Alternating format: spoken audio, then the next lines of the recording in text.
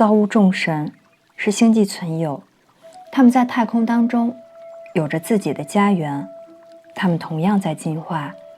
有些存有想要把他们开除出造物众神俱乐部，因为觉得他们不尊重自己创造的生命。在大约30万年前，也就是在侵略发生之前，有许多最初的团队在这里工作，带来了信息，创造了这个用于连接各个星系的巨大信息交流中心。然后在造物众神之间发生了一场大战，那些星际存有获得了胜利，他们的故事仍然保存在某些古老的手稿之中。他们来到这里，因为他们出于自己的原因想占有这个地方。在源头造物主的这个宇宙里，一切都被容许，因为一切都被容许，所以有许多课程可以学习。这些造物众神进行联姻，融合他们的血脉，就像欧洲大陆不同的王室联姻融合他们的王国那样，这些造物众神进行融合，想看看能创造什么。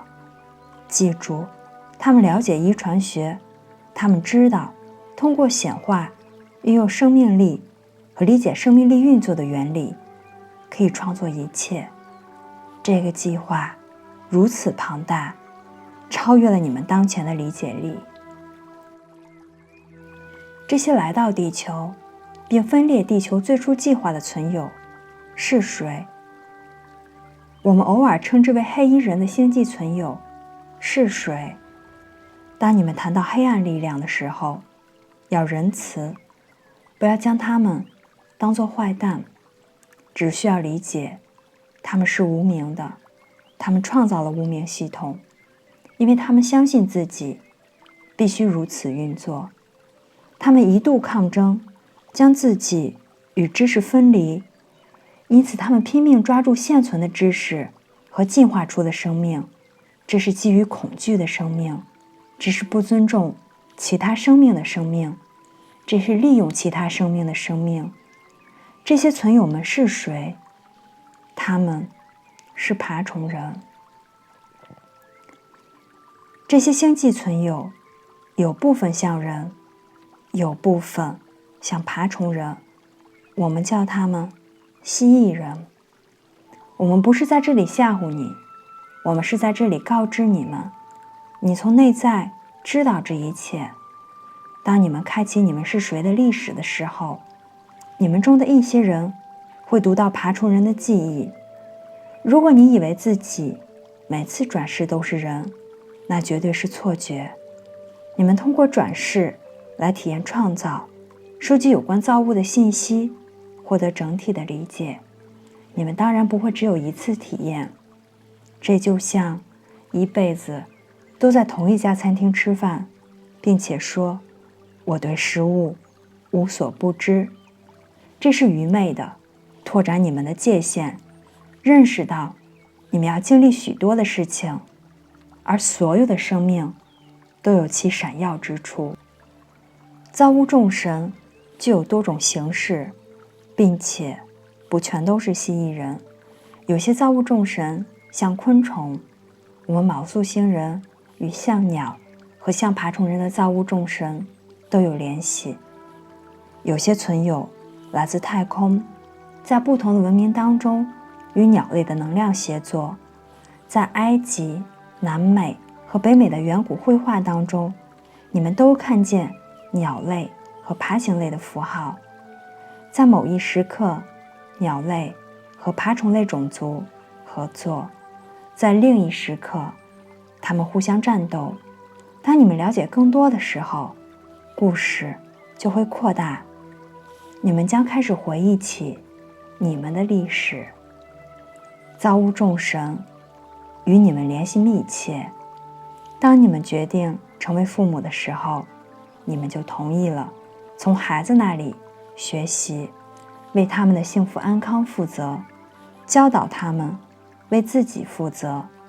造物众神也是一样，通过观察你们成长，他们学习生命，学习他们所创造的，可以说他们在学习如何当好父母。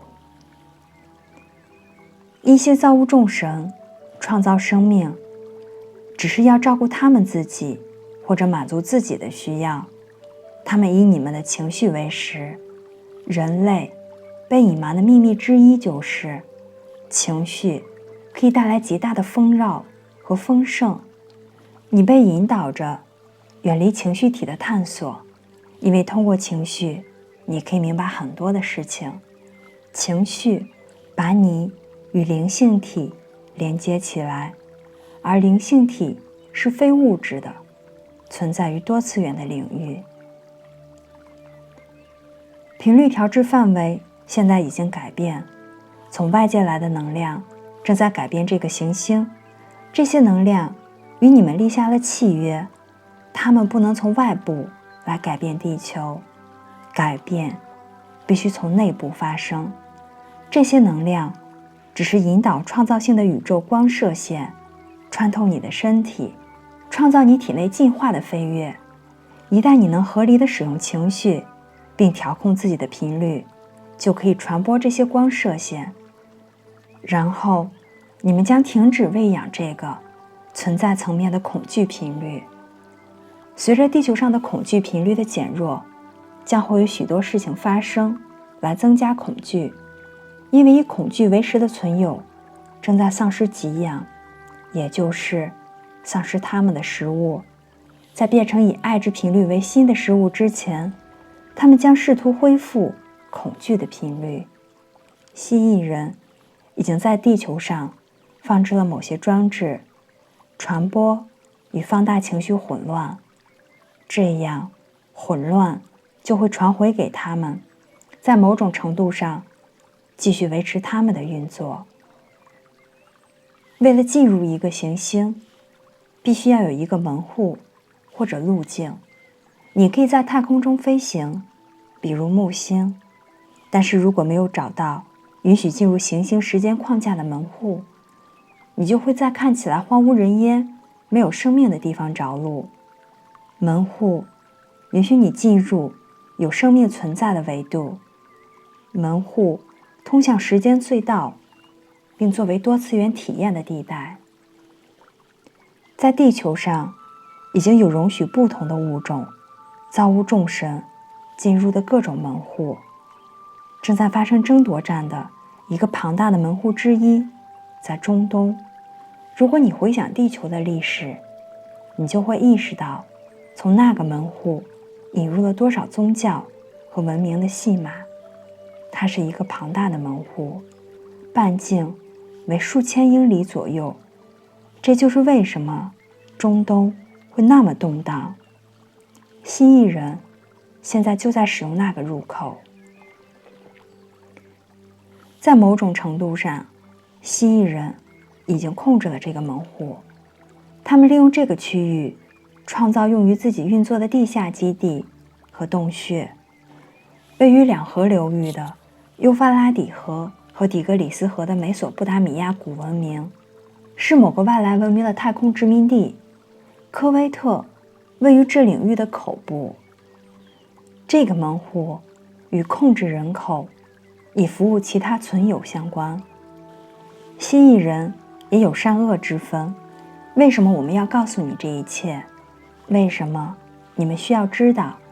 你们需要了解，因为蜥蜴人的实相正在回归，并且与你们的维度相互融合。你们意识进化飞跃的一部分，不单是进入光与爱和每天吃奶油圣代。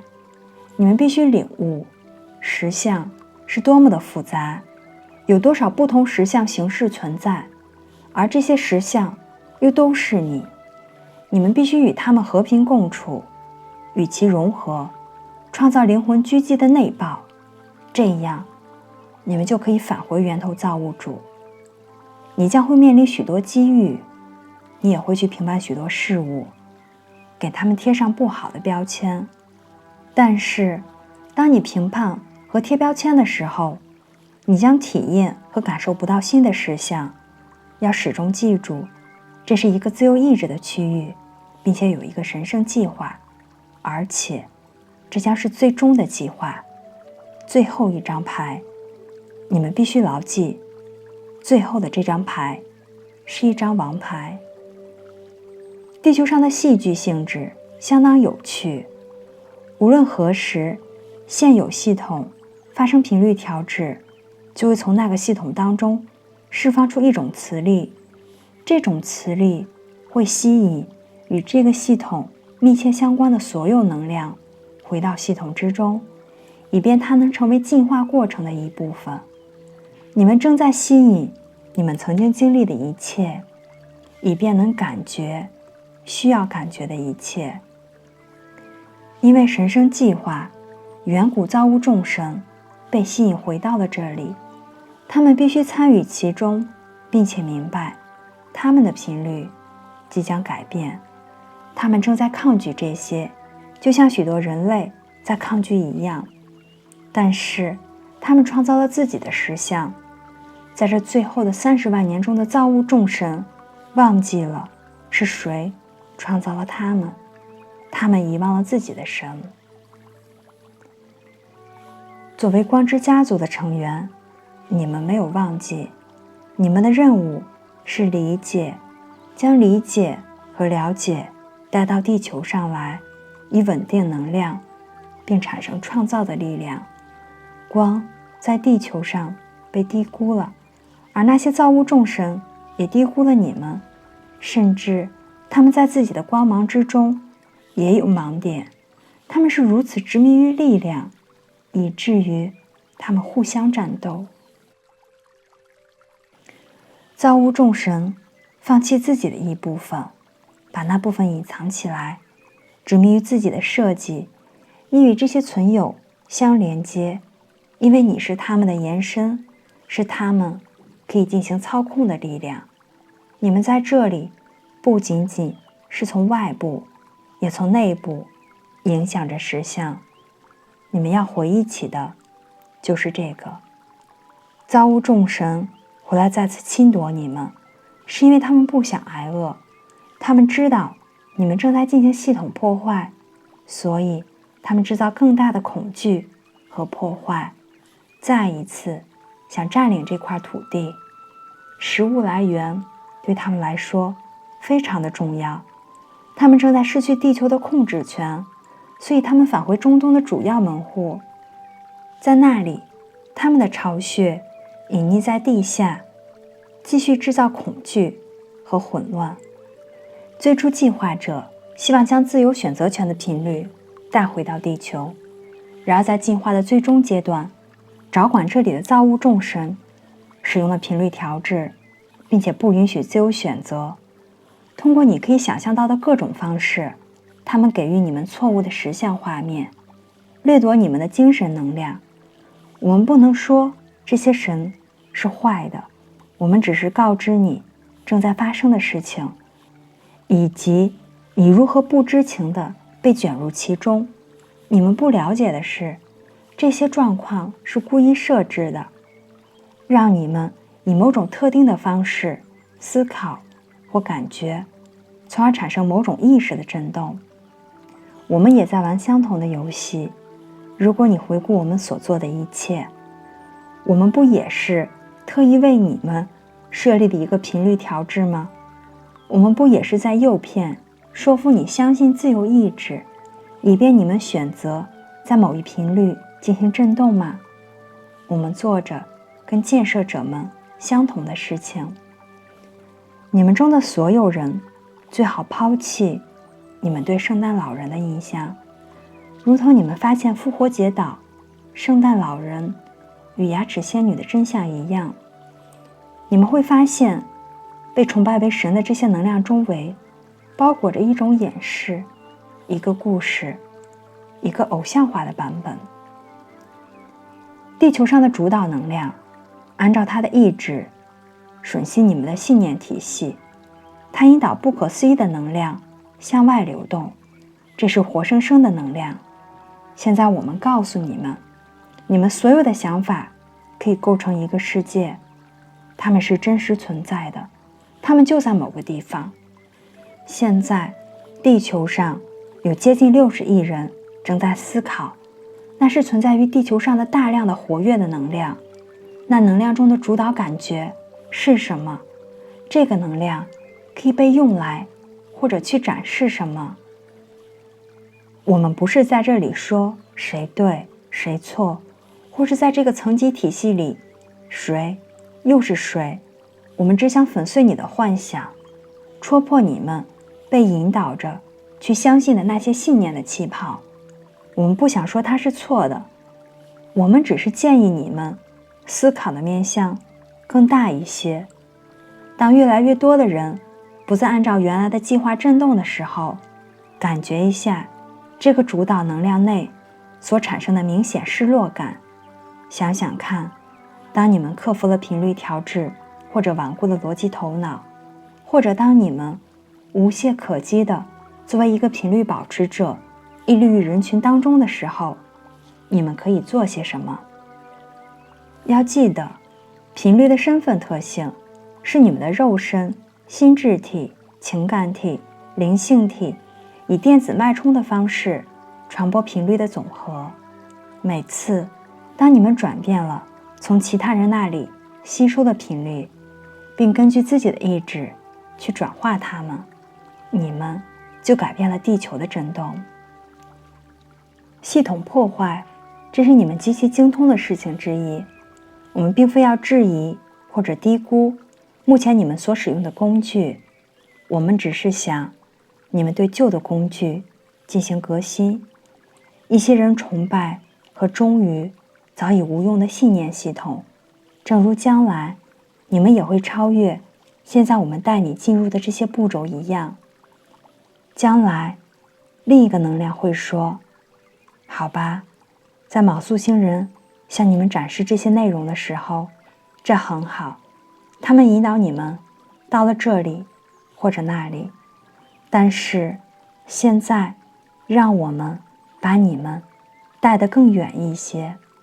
进化不会停止，因为没有任何给予地球的东西能代表最终的真相。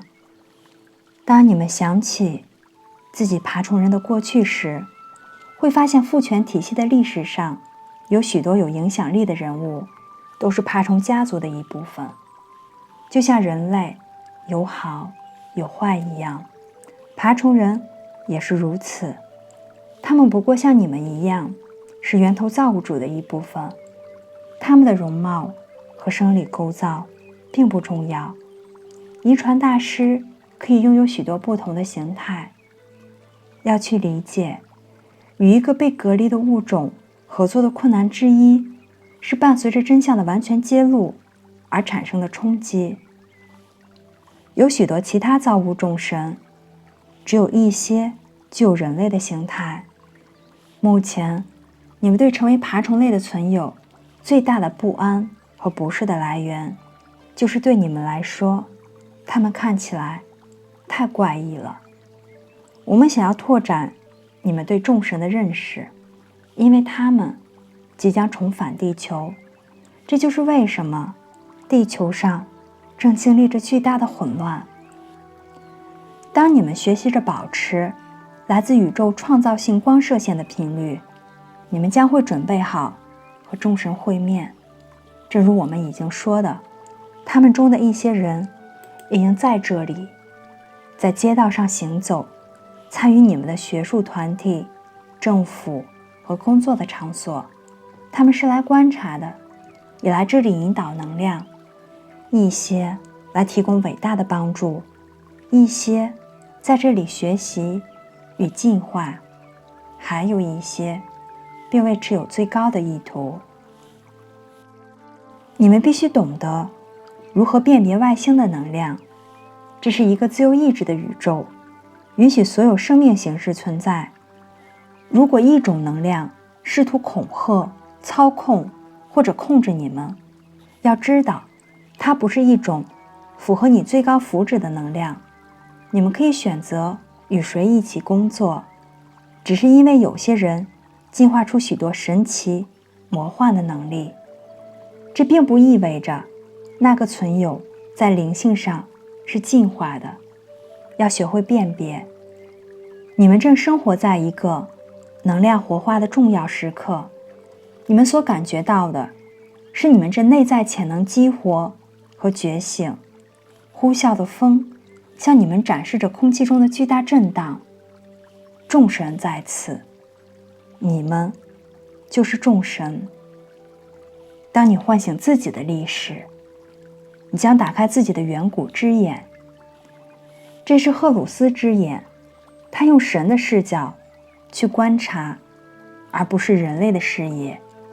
他看到万物的连通性与意义，因为远古之眼能看见许多实相，并连接整个画面，整个历史。当你们打开自己内在的远古之眼，不仅能连接全部的个人历史，也能连接地球、银河系还有宇宙的历史。那个时候，你们将真正的发现，你们的神是谁。